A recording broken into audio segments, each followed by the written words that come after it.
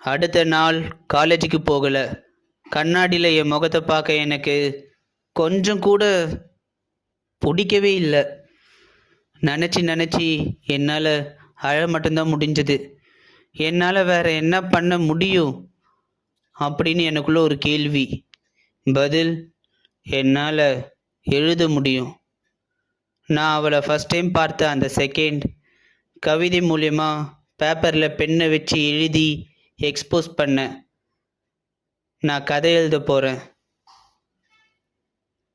Paper பெண்ணை பற்றி எழுத போகிறேன். டைட்டில் என்ன சூஸ் பண்ணலாம்? Paper and pen, magic of paper and magic of pen,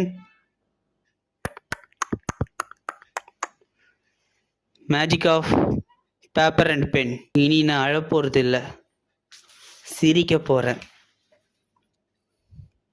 சிரிக்க போகிறேன்டா.